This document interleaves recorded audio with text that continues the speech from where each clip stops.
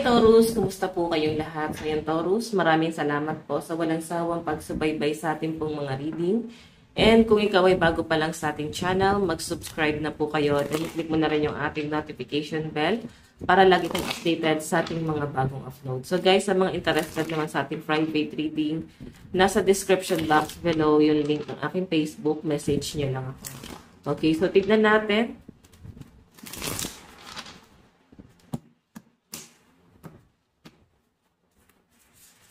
Tignan natin.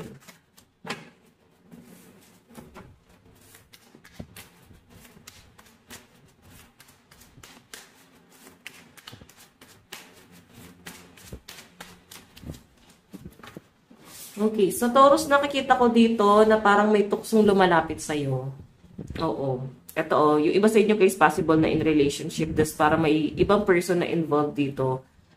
Nandun sa point na siguro may mga pinanghihinayangan kayo na parang dapat pala yun na lang yung pinili ko kaysa dito sa taong kasama ko ngayon. Mga ganong scenario, or pwedeng person mo yung nakakaisip nito. Pwede nyo naman guys i-reverse yung energy. Kasi ang nakikita ko dyan, may parang may pagsisisi dun sa relasyon. Okay, may pinagsisihan kayo. So parang meron kayong nilulook up na ibang tao rito. Tignan natin.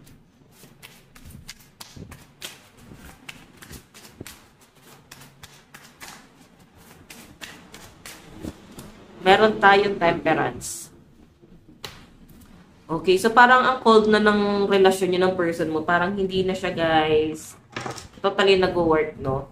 So, Taurus, sa nakakita ko, nandun sa point na naging kampante na lang kayo na magkasama, pero wala na yung spark eh. Wala na yung impact na nakikita ko dito, or intimacy. Parang ganon. Parang mas pinipili nyo na rin yung isa't isa kasi wala na kayong choice, nandito na kayo, no? Pwede naman guys na ikaw lang nakakaramdam na to, na pipilitan ka na lang dito sa connection na to, pero sa totoo lang, pwedeng mahal ka na, pa rin naman talaga ng person mo. Kasi may ibang energy rito na parang nagsisisi talaga. Okay, tignan natin. Kanina tong love reading. Meron tayong Queen of Wands. So, nakikita ko talaga may ibang person na involved dito, no?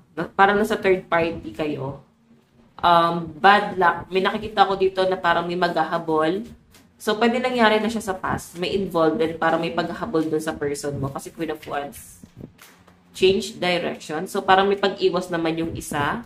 Pwede ikaw to nagkakaroon ng third party or pwede yung person mo.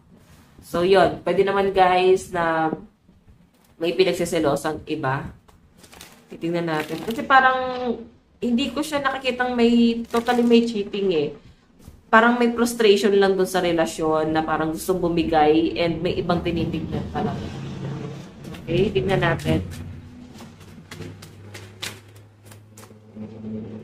Meron tayong Knight of Pentacles.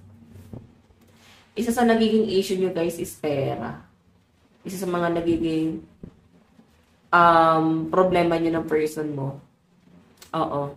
Kaya medyo nai-stress din yung iba sa inyo kasi nagkakaroon kayo ng problema sa pera. So parang hirap i-settle kasi walang walang pagkakaisa. May nakikita ko rito Taurus na nagkakaroon ng bisyo. Siguro sa sugal, mahilig ba sa sugal yung person mo?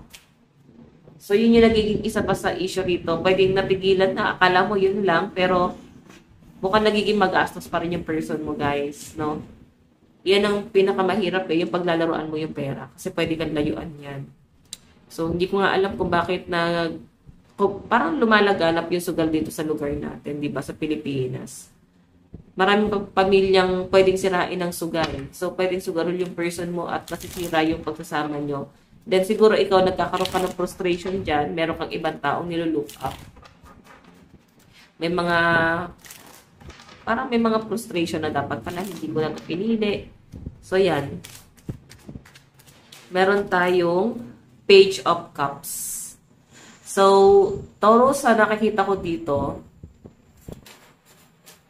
parang, parang hindi nagmamatured, no? Hindi nagmamatured yung person mo. Nahihirapan kang i-work out yung relasyon nyo kasi medyo immature talaga siya. Okay?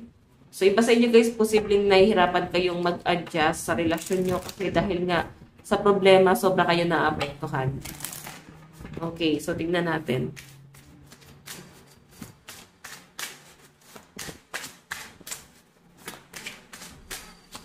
Meron tayong my dreams. I've been dreaming about you. In my dreams, we are so free and in love. Wish I could stay there forever. So, yan. Okay, may nag-iisip talaga sa'yo. Pwede naman guys na yung frustration mo dito na dapat pala siya nalang pinorso mo is iniisip ka rin ng taong yan. Okay? Tignan pa natin. Kanina po itong love reading. Meron tayong the future. Okay. So, Taurus, sa nakikita ko dito, maraming opportunity hindi mo nag-grab, no? Parang maraming opportunity dumating sa inyo, guys, na parang hindi mo siya na-pursue kasi I think pinigilan ka ng person mo. Parang gusto niya sa bahay ka lang, ganyan. Or ayaw, parang may insecurity, no? Pag may insecurity kasi yung person mo, guys, expect mo na hindi ka aasenso sa pagsasama nyo. Kasi kung proud sa yung person mo, sabay kayong aangat eh. Pero hindi yun ang nakikita ko dito. Nandun yung takot niya na pag umangat ka, biglang tuluyan kang iwan. So, yan, emotional intimacy. I'm afraid to truly open up to you, being raw and authentic with my emotion is something I'm still working on. So, yun. Napaka-emotional mo dito sa relasyon nyo, guys. Nahihirapan kang mag-adjust. Okay, so tingnan pa natin. Ayan, wait lang, guys. Meron tayong spoiling you. I want to give you the good life. I want to spoil you with gifts and trips. Everything you could ever need or want. You deserve nothing less. So, parang ito to, no, sinasabi sa'yo ng mga gabay mo na parang deserve mo naman. Dapat mahanap mo yung worth mo. Baka kasi hindi nakikita ng person mo yung halaga mo. So, dapat ikaw, pinahalagahan mo yung sarili mo. Tignan pa natin, guys. Meron tayong I'm tired of running. Pagod ka nang humabol pa sa kanya. So, pwede kasi talaga na inilaban mo tong relasyon na to. Oo.